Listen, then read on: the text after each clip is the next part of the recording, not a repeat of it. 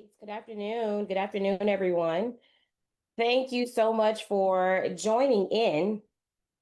Today, we are talking about a topic that is near and dear to my heart, simply because I've seen this so many times in the church arena, right?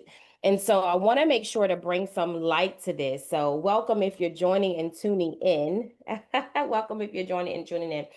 I want to share some light to this because this is one of the things that I see churches do often, right? Whenever you are coming in, we're talking about avoiding IRS penalties. Is your church or are your church workers being misclassified? Are church workers being misclassified? And so when I look at this, you've got to look at the difference between an employee and a contractor. So we're going to really just jump right in. Welcome to all of you who are joining. I am Shaneka Hallback, and I help churches, small businesses, and individuals get financially organized.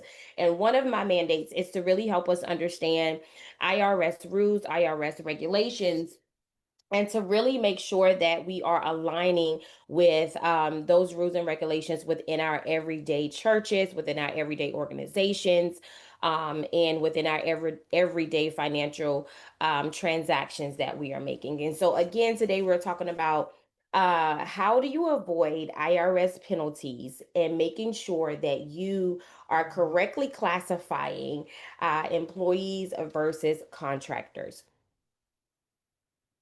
Let me see if I can't pull up my.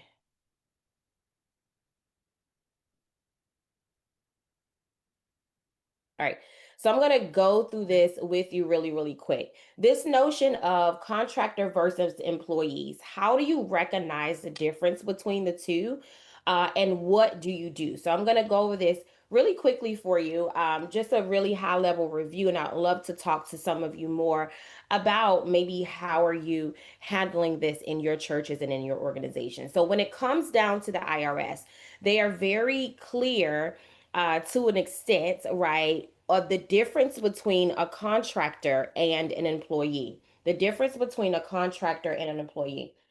This also includes when you are inviting individuals to your churches as speakers, right? And we're going to talk through what that looks like as well. You want to make sure that you are classifying these particular individuals, anybody that you're paying, anybody that is doing work for you in your business, in your church, to make sure you're putting them in the right category. Because if you do not, there are IRS penalties. There are IRS penalties. There are IRS fees for not doing that. All right. So what does the IRS look at? For the most part, let me just correct this for you. All right, I had to put this together fairly quickly, so bear with me here. But for the most part, when you look at what is a contractor, what is a contractor? A contractor usually is somebody that is independent. They have independent. They have their independence. What that means is they work for themselves. They own their own business. They usually have a EIN, they have their own business name, they set their own business structure.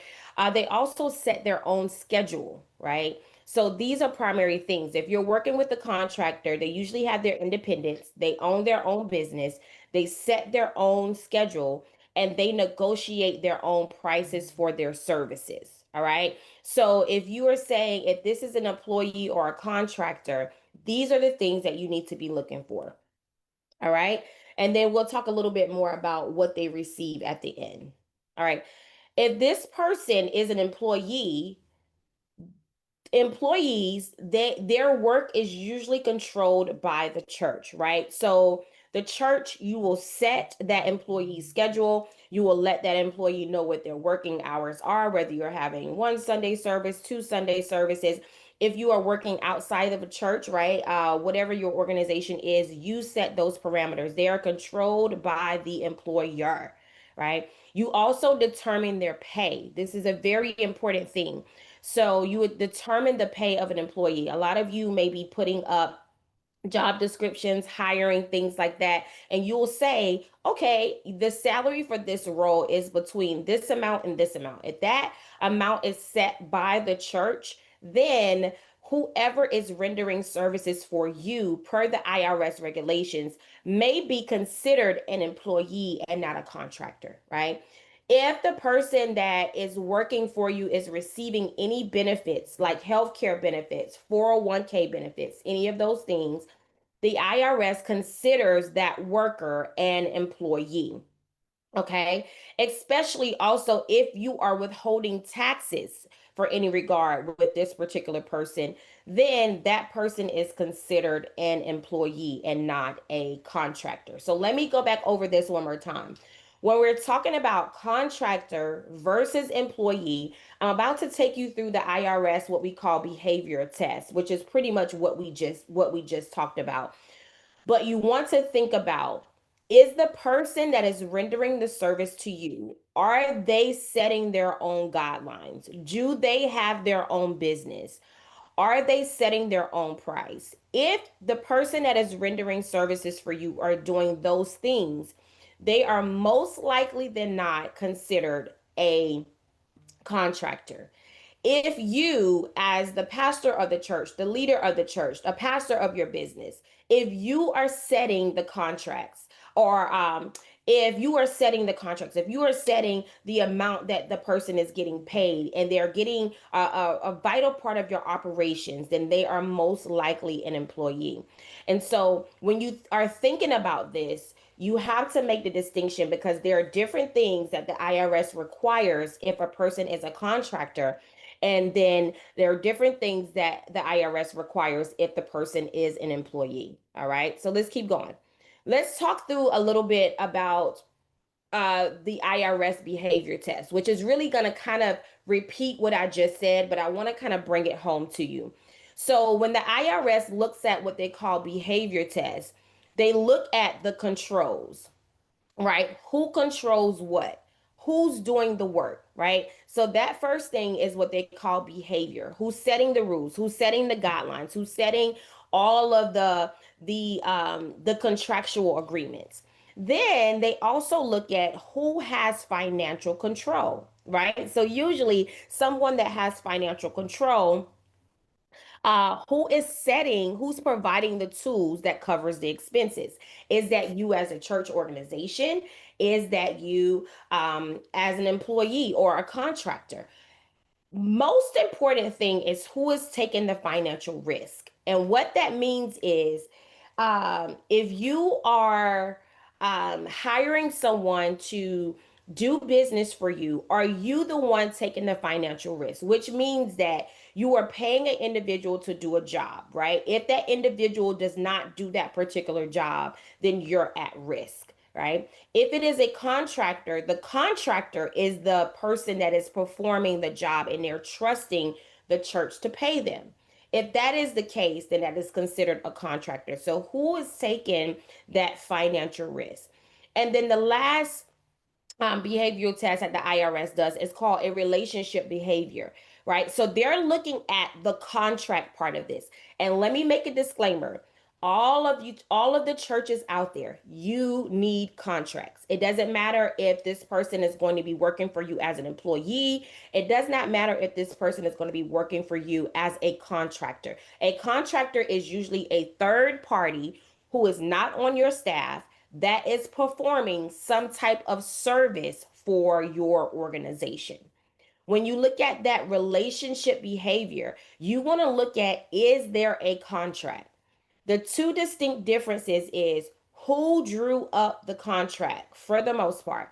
If the church drew up, or your business drew up the contract, which means that you put the stipulations in the contract, you put the agreements in the contract, and you then hand that contract over to that third party and say, these are our guidelines, these are our agreements, this is what we agree to, sign this contract.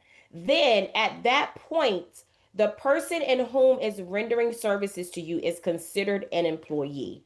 Okay. If you're hiring musicians, if you're hiring pastoral staff, if you're hiring a cleaning staff or something like that, and you are the one who drew up that contract, and those within that contract, the stipulations or the guidelines are based upon your needs and desires as a church and or a business, then the person is considered an employee. Okay. The second thing to consider is if you're hiring outside help. I know a lot of times we may hire cleaning services. I use that as an example. We'll say, let's find a cleaning service to come in. Again, if that cleaning service is already a business, they should be giving you as the church and or business organization a contract to say, hey, we will come clean your sanctuary, your business for this amount of money. And usually the third party will give you as the church leader, you as the business owner, a contract to sign. And that contract will be based upon prices that that third party has set themselves or guidelines and regulations that were not necessarily set by you. All right. So I know that I said a lot in this very short period of time. Takeaways are: who is drawing the contract? You are the third party. Who is setting the prices? You are the third party.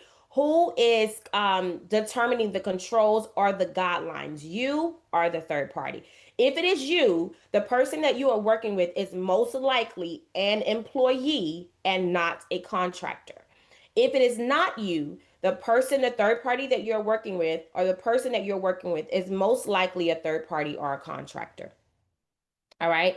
The last question that you can ask yourself: is the party a part of your ongoing operations? And what that means is, how frequent are you in agreement with this person? Is it every Sunday? Is it once a month? Is this person a part of your ongoing operations? All right. So those are the overall things that you should be considering if you're considering whether you're working with a contractor versus an employee. Okay. The difference between these two, and I'll just kind of tell you this. You need to be making sure that you ask the right questions, right? So, who controls the schedule? Who controls the payment? Who is rendering the service? And who controls the payment structure? Those are the biggest things. If you say that that's you, you most likely have an employee. If that is the other person, you most likely have a contractor. Why is this important from a compliance perspective? From a compliance perspective, if you have an employee, which means, again, you set how much that person is getting paid, you set when they come and play or render their services to you, then you have to have a signed and approved contract. That's what I said in the beginning. A signed and an approved contract. A lot of times churches are just saying, hey, will you come play for me? Or hey, will you come be a speaker? But you have no signed agreement or anything in place, right? And you're paying people without a signed contract. I keep repeating that because I see it often. We are having agreements with people, not really having a verbal agreement, but not really some type of contractual agreement. And the challenge with that is it's always good to back up any of your agreements with paperwork. Therefore, you have proof. Therefore, if you need to revisit any of the services that are being rendered, you are eliminating the back and forth of the he said, she said, and all of the things in between. All right, so having a signed and approved contract. As a church organization, the IRS does require that you have all of your employee agreements signed by your board. Signed by your board. Okay, so you need it signed by your board. It's not just something that you come up with. You need it in writing and you need it signed by your board as well as your lead pastor. All right, and the employee who is going to be rendering those resources. All right, so as an employee, you have a contract. Also, as employees, your employees should be on your payroll. Okay. I understand that right now, some individuals, and especially if you're a growing organization, you may be paying your employees, right? Because they're employees. You may not be paying them on payroll, right? You may be paying them via Cash App or either cash, God forbid. I do not recommend cash, right? So even if you're paying them, maybe pay them by check at least, Cash App or some type of electronic way. That does not work for the IRS regulations, right? And to be in compliance, you need to have them on payroll. If this person is regularly rendering service to you, they need to be on payroll. When they're on payroll, you need to process it through maybe ADP or some type of other payroll system that works well for you. And you also need to withhold taxes, right? You need to withhold taxes, and that employee should receive a W-2 at the end of the year. Okay. So again, if you're a church organization and you have employees, you should have a written contract. You should have all of their paperwork that you need to set them up on payroll. You should be withdrawing taxes from them, and you should be issuing them a W-2 at the end of the year. Okay. If it is a contractor, if you're working with a contractor, you are not obligated to pay contractors via payroll. You do, however, have to have a signed contract. That means you need to have a contract on file that outlines your services that are going to be rendered, the time frame of those services, and the cost of that service, right? Anybody that you pay outside of an employee, you should always get a W-9 form.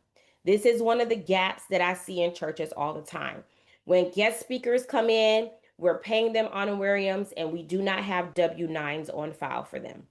Last week, I talked about how do you know that you have the right finance team in place? How do you know that, right?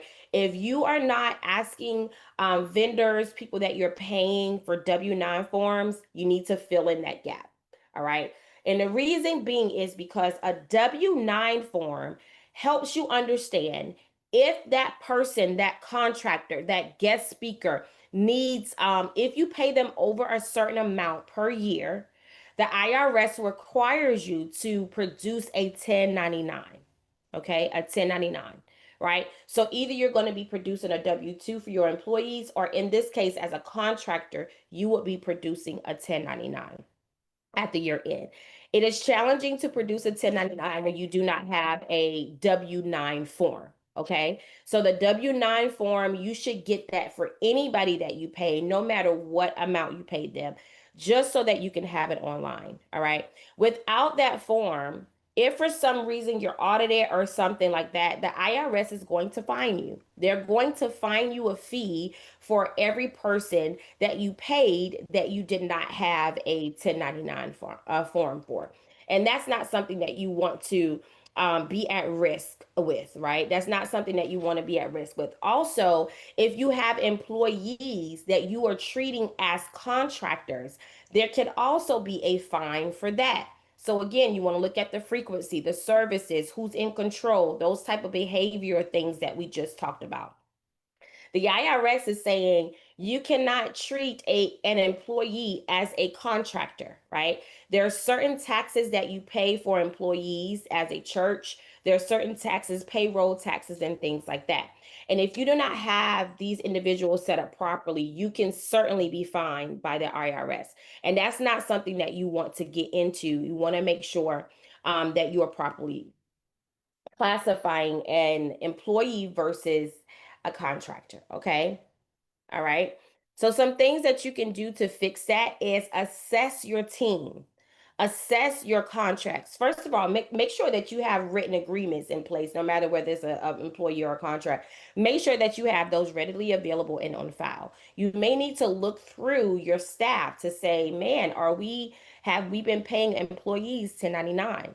Right? You might want to get them on payroll, especially for pastors and lead pastors, those who or ministers according to the IRS, just which means that you perform services, funerals, weddings. There are different stipulations.